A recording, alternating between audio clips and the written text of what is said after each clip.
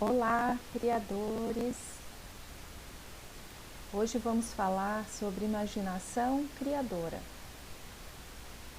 Parece um pouco redundante o termo imaginação criadora, mas diante do materialismo científico, que também nos estudos de imaginação trata dessa função psicológica a partir do viés da racionalidade exclusivamente, da cognição, que busca uma asepsia da própria capacidade imaginária, são nos estudos do século XX que se voltam, para a função psicológica da imaginação, que buscam nessa terminologia, imaginação criadora, dar conta da potência simbólica que essa capacidade humana, de imaginar, carrega em si.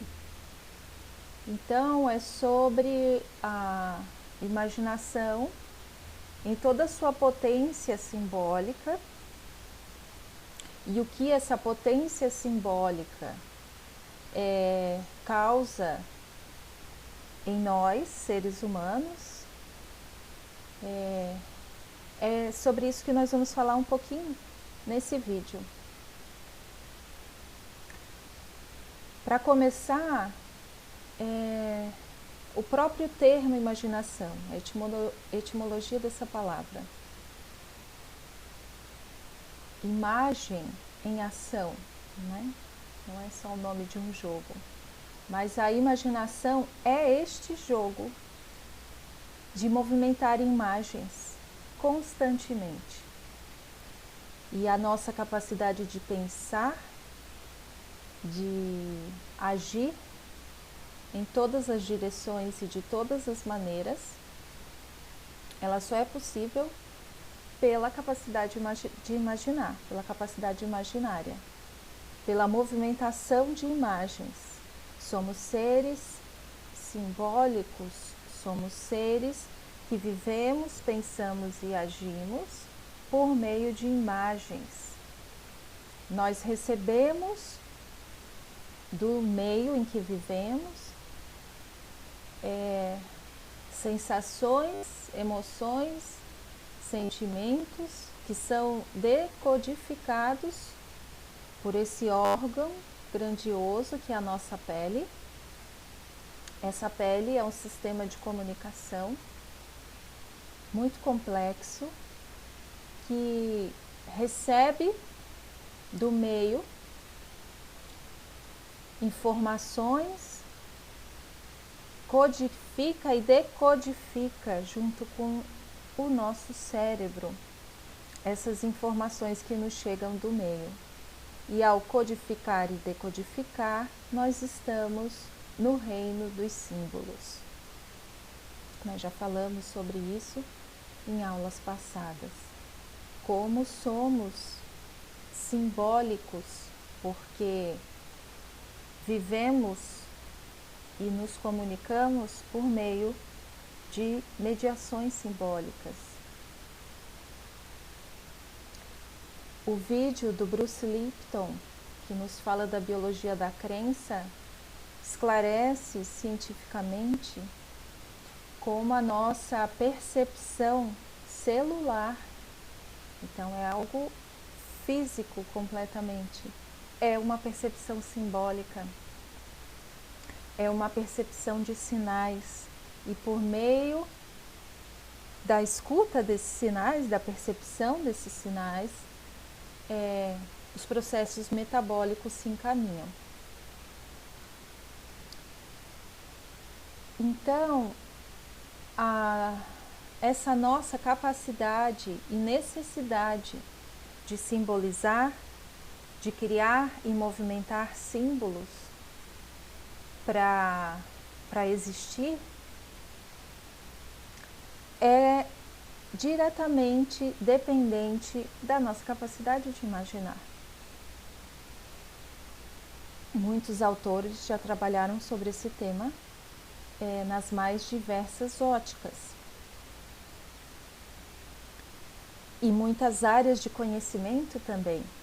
Né? A imaginação está na arte e a imaginação está na ciência. A imaginação está no cinema, está na arquitetura, está na literatura, está na cozinha, está na indústria, para a construção, para a imaginação, planejamento, produção dos mais diversos produtos. 2 pontos, assim, que nos ajudam, né, 2 polaridades para nos ajudar a entender essa infinitude do imaginar, da necessidade do imaginar nas nossas vidas, é a ideia de conseguir visualizar o que seria um mundo microscópico. Já falamos algumas vezes sobre os elétrons e como as descobertas da física quântica têm nos colocado desafios de mudança perceptiva em relação à realidade. Como imaginar um elétron que se comporta como partícula e como onda? Como imaginar um elétron? Comecemos daí, né? Como imaginar células, como imaginar um mundo microscópico, como imaginar o reino dos fungos, dos plânctons, todos seres comprovadamente existentes. Ao mesmo tempo, como imaginar o mundo macroscópico? Até pouco tempo atrás se falava de universo. Agora falamos de multiversos. O que são multiversos? Como imaginar isso? A física se volta para questionamentos como estes. Né? Teoria das cordas é uma teoria que está sendo desenvolvida dentro da física e que não tem nenhuma comprovação ainda, no sentido de alguma verificação, que é como a ciência demonstra, né? Busca demonstrar os seus dados e ratificar, né, o seu discurso. Mas é uma teoria que tem se feito cada vez mais presente, mais e mais pesquisadores estão se voltando para ela. Uma teoria construída a partir de abstrações matemáticas. Abstrações essas que são fruto da imaginação profícua dos físicos, dos matemáticos, da ciência. Então, essas 2 polaridades, né, de uma imaginação microscópica e uma imaginação macroscópica, nos fala da capacidade do imaginar como uma capacidade infinita e tanto mais potente quanto mais ela tem a permissão para experimentar do conhecido e do desconhecido, do visível e do invisível, do que já conhecemos, como o Vygotsky nos coloca, né? E eu já citei isso com vocês em outro momento, dos nossos níveis de conhecimento que já foram internalizados, né? Do nosso conhecimento dito real, segundo a nomenclatura do Vygotsky, e toda a potencialidade de conhecimento que ainda estamos abertos para descobrir, para aprender, para experienciar. Falar de imaginação é falar de experiência, é falar de vivência, é falar de um corpo que se envolve com o meio onde vive e a partir dos toques desse mundo, esse corpo busca ultrapassar a própria materialidade que o constitui. Então, por meio da imaginação, nós podemos ir para além de nós mesmos. Nesse sentido, essa capacidade é uma capacidade extraordinária de acessar outros mundos, de projetar o que ainda não existe, de transformação profunda, não somente de uma transformação da materialidade que nos faz, no momento em que estamos do desenvolvimento humano, ter acesso a tecnologias que nem eram imaginadas até pouco tempo atrás, e nas possibilidades dessa capacidade do imaginar se vislumbra um futuro que pouca gente consegue imaginá-lo, né? Ou seja, o que pensamos hoje acerca do futuro? O que imaginamos do futuro? Já poderíamos estar imantando esse futuro que nos aguarda? Segundo algumas linhas de pensamento, sim. Ao imaginar, nós já estamos como que gestando o que vai existir.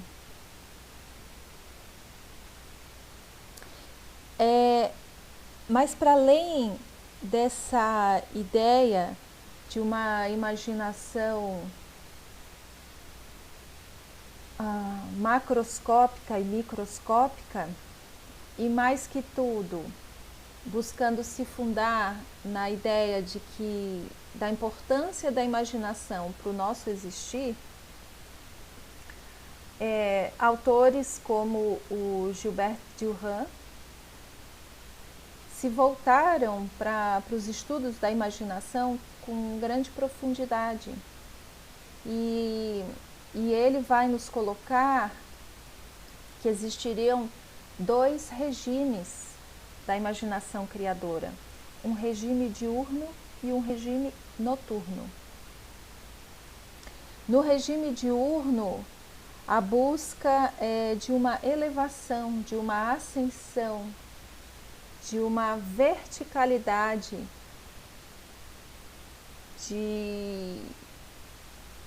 de simbolismos. Um simbolismo que representaria, uma imagem que representaria a imaginação diurna, no regime diurno, seria da torre, dessa estrutura que se apresenta e se eleva. A ideia do esclarecimento, de em busca da luz, da sabedoria, do conhecimento. Em contraposição com a ideia do regime noturno, lunar, escuro, pantanoso, que se alarga, que se estende numa horizontalidade, né? Que gesta, que umidifica, que nutre desde as entranhas essa imaginação que também busca se elevar. A ideia da imaginação que se eleva que ilumina, que clareia, que esclarece as ideias, foi o que até então, até o século XX, os estudos de imaginação se debruçaram, né? Na importância da imaginação para a nutrição da racionalidade. Mas toda essa bacia semântica que compõe um regime noturno, essa grande panela de barro, de onde todos os seres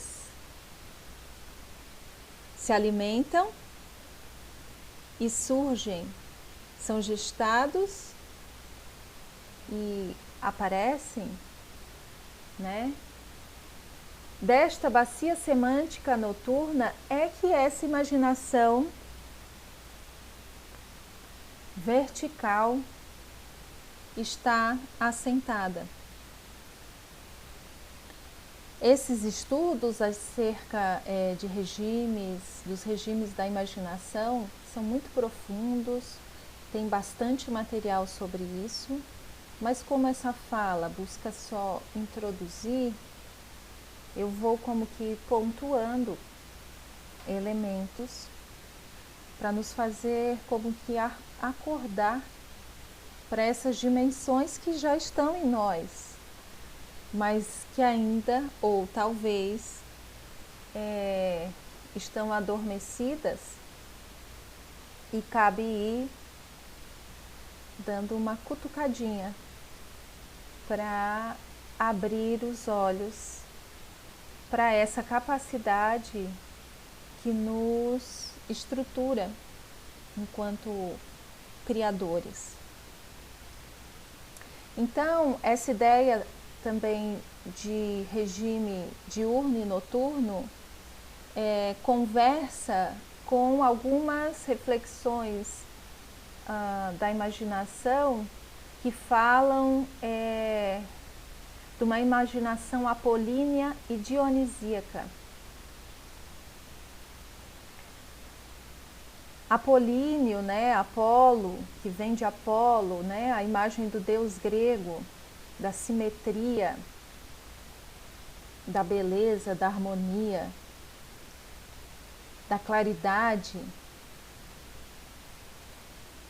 em contraposição à imagem de Dionísio, o deus Baco, do vinho, das festividades,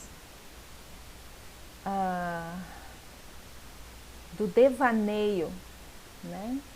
Então, o que está em jogo ao se buscar uma analogia da capacidade de imaginar com as imagens de Apolo e Dionísio?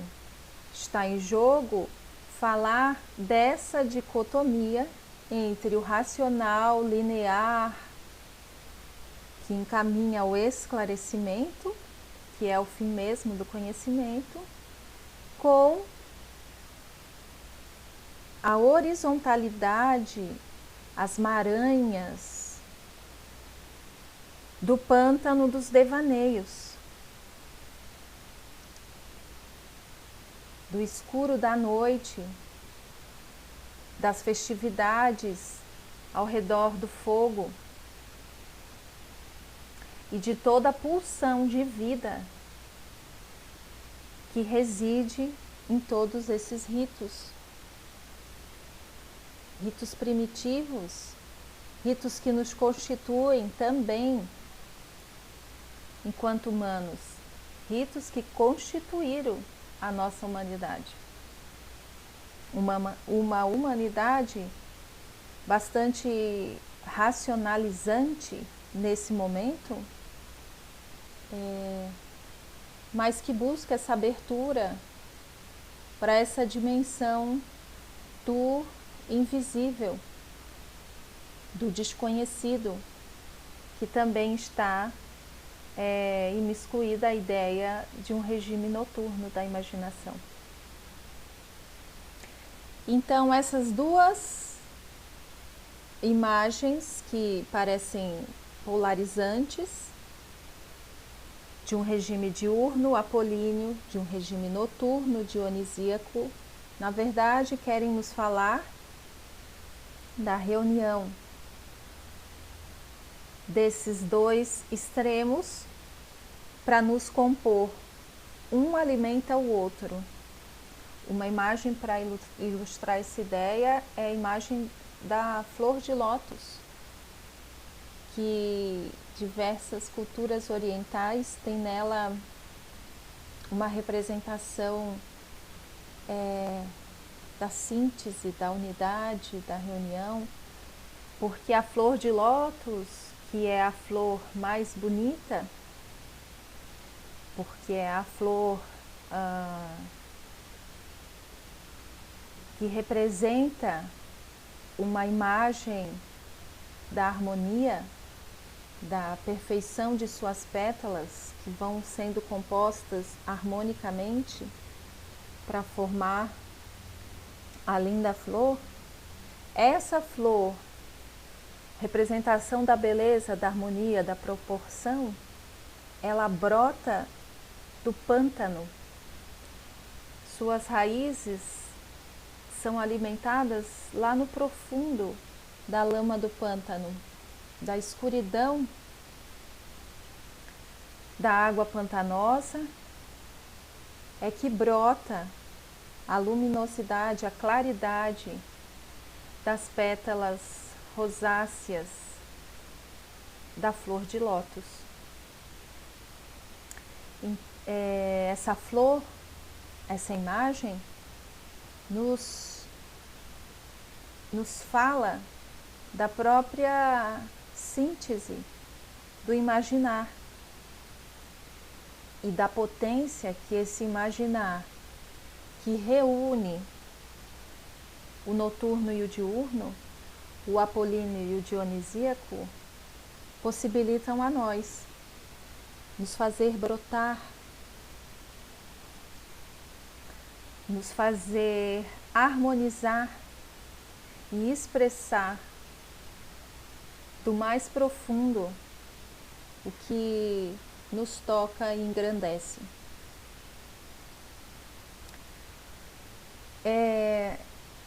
Para que essa reunião desses regimes aconteçam e toda essa potência expressiva do imaginário se realize, autores como Bachelard nos proporcionaram, trabalhos bem especiais. Bachelard nos fala da imaginação material, ou seja, de uma necessidade de nutrir a imaginação a partir da materialidade, dos elementos naturais, dos elementos nessa nossa realidade dimensional, dos elementos da natureza, que seriam quais? Terra, água, fogo, ar e espaço. É interessante que o trabalho de Bachelard, que vai desenvolver cada um desses elementos e vai tecer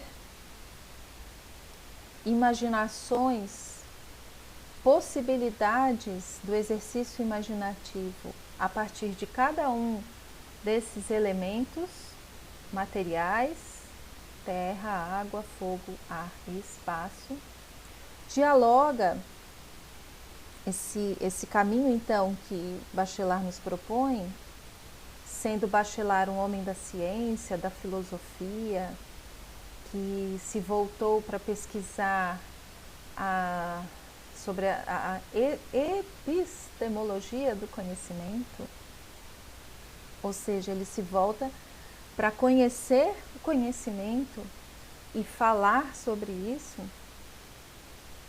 E ao realizar esse trabalho epistemológico, ele percebe a importância que o imaginar tem para conseguir, inclusive, pensar o pensamento E ele se volta então a discorrer, a movimentar, a se permitir entrar no jogo da imaginação. E se permite um mergulho nesse jogo a partir dos elementos, de cada um dos elementos. Então ele vai fazer uma psicanálise do fogo, uma poética do espaço, vai em busca dos devaneios da vontade que o elemento terra trazem, mergulha na água e traz os sonhos. E assim ele vai burilando, se permitindo mergulhar para experimentar o voo horizontal, a elevação, mas mergulhando e fluindo no próprio exercício imaginativo, nas próprias imagens que cada um dos elementos inspira nele. E com esse trabalho, ele toca profundamente as imagens da ciência. E não é à toa que o trabalho dele é referência até hoje. E estudiosos, alunos dele, como Gilbert Durand, seguem o trabalho e vão trazer toda uma teoria do regime diurno e noturno. E essa relação que Bachelard nos propõe de articulação de um exercício imaginário a partir da materialidade dos elementos faz paralelo com o que os budistas nos dizem que seria um caminho de meditação. Uma das meditações budistas, ou alguma delas, propõe que o exercício meditativo aconteça com a contemplação dos 5 lungs, que são 5 posturas relacionadas aos 5 elementos: terra, água, fogo, ar e espaço, éter. Posturas enquanto postura física, enquanto abertura de olhar, postura de olhar diante desses elementos, e vão buscar e contemplação de cada um deles. Então, na firmeza da terra, contemplação das qualidades desses materiais, que é o mesmo que Bachelard faz, mas teórica e conceitualmente, mas também é um exercício de visão.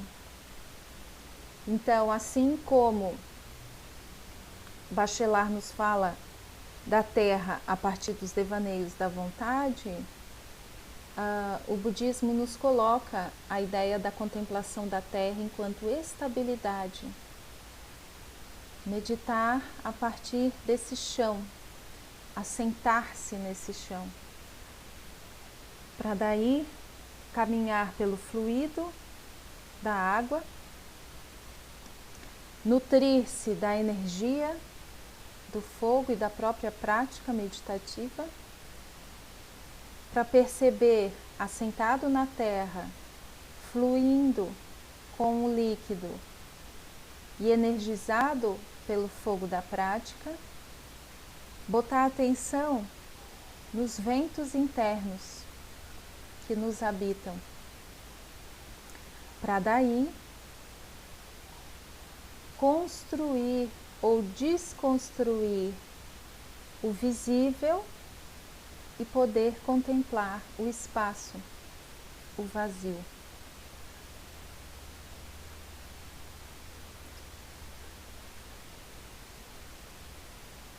Se queremos experimentar da imaginação e da imaginação criadora,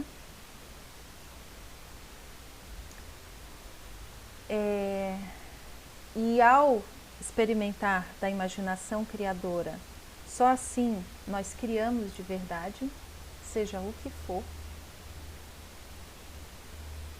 É preciso reunir os regimes, é preciso reunir dicotomias, oposições, compreender elas em movimento, mas reunidas como um Ouroboros, a imagem da cobra que engole o rabo, do círculo que se completa. Falar de imaginação criadora é falar também desse exercício de buscar reunir a verticalidade e a horizontalidade, a racionalidade e as emoções e todas as afecções, afetos e sentidos que a imaginação noturna está ali pulsante a nos oferecer. É observar, se assim nos for um chamado, né? Observar cada um desses elementos materiais, experimentar uma fenomenologia desses elementos, experimentar, vislumbrar das manifestações desses elementos, das reverberações desses elementos em mim, no meu exercício criativo,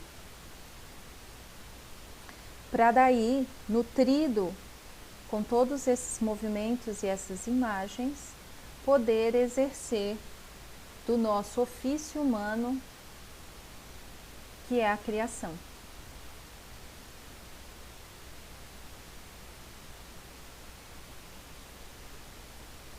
E a imagem do Ouroboros nos coloca também a ideia de ritmo.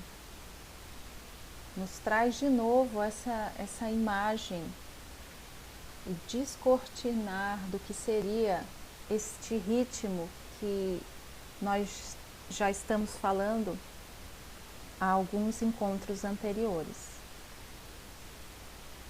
Ao reunir regime diurno e noturno, uma imaginação apolínea e dionisíaca, nós também estamos falando de ritmo. Ao trazer uma fala que fala e pausa e silencia, nós estamos manifestando o ritmo.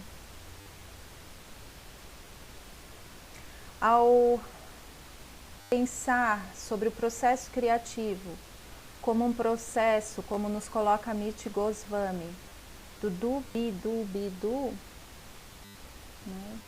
No inglês, no português, fazer ser, fazer ser, fazer ser, ou seja, uma necessidade de ação para que o processo criativo se realize, mas ao mesmo tempo um silêncio.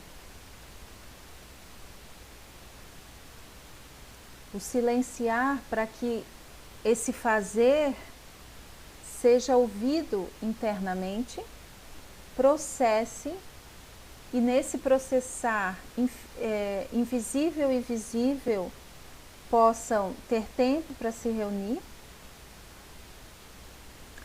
e algo motive o segmento da criação, ou seja, a continuidade do processo criativo a que nos colocamos. Uma imagem para ilustrar essa ideia de imaginação criadora. Wim Wenders, no documentário A Janela da Alma. Esse documentário tem no YouTube, se vocês quiserem buscar ir de encontro, né, a essa fonte que eu cito aqui. Ele coloca que o cinema, Wim Wenders é um diretor de cinema alemão, né, europeu, mas também já teve produções em Hollywood, nos Estados Unidos. Mas ele coloca que a estética do cinema europeu é uma estética que tem um tempo diferente da estética do cinema estadunidense, norte-americano. Porque no cinema europeu, e se vocês já tiveram oportunidade de assistir filmes iranianos ou orientais, ou seja, que tem um outro ritmo de produção, um outro tempo estético,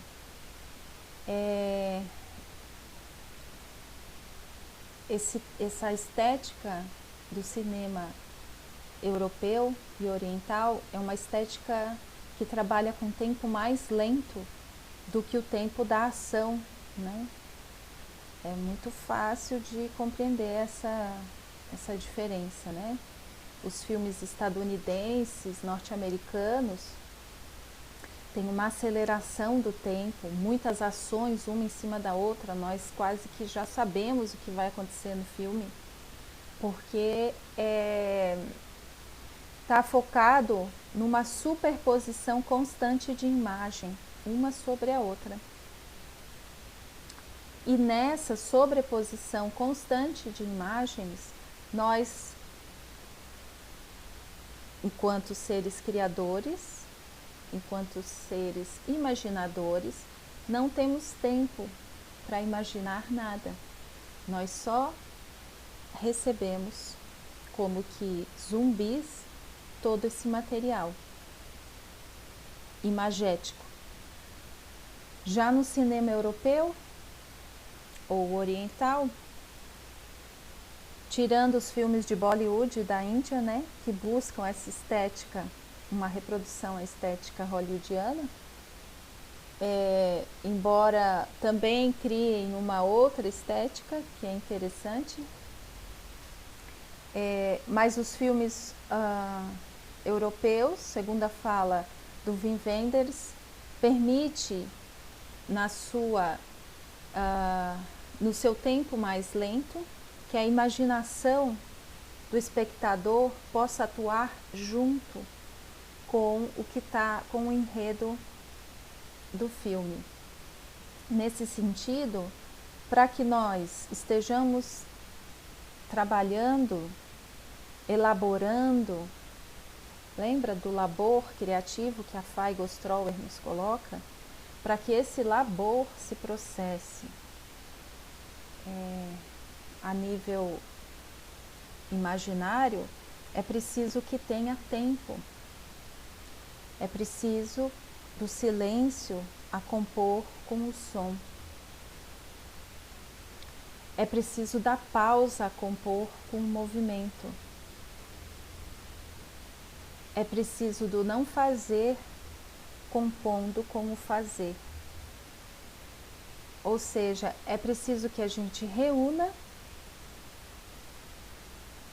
movimente, pause, inspire, expire e siga na constância da criação.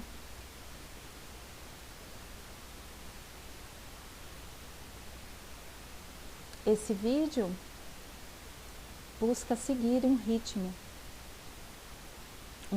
bem mais lento, inclusive, propositalmente mais lento, para que a gente tenha tempo do devaneio, enquanto as ideias que eu trago vão se processando nos ouvidos de quem busca escutar o que está sendo dito aqui. E tendo esse tempo de processamento do que é dito, do que é ouvido e do que é imaginado, a gente pode ter oportunidade de experienciar do circuito criativo que Vygotsky nos coloca nesse momento, no momento de estar assistindo um vídeo como esse que eu estou partilhando com vocês.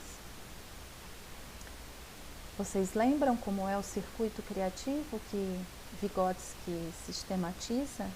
Ele nos diz que temos uma materialidade, ou seja, uma referência. Ao vislumbrar, contemplar essa experiência, essa referência, seja ela qual for, ideia, objeto, imagem, nós movimentamos a imaginação criadora e vamos compor uma outra referência, uma outra materialidade, uma outra ideia, uma outra imagem. Então, que possamos ouvir este vídeo, esta fala, acompanhar esses gestos e algumas imagens, que possamos ir em busca das fontes que foram aqui citadas, para fazer girar essa roda do circuito criativo proposto por Vygotsky, para movimentar as ideias que já temos, para experienciar do próprio movimento imaginário que recria o que houve e propor algo, algum outro algo, um algo transformado, um algo movimentado. E assim vamos caminhando até o próximo encontro criativo. Saudações, criadores. Até logo mais.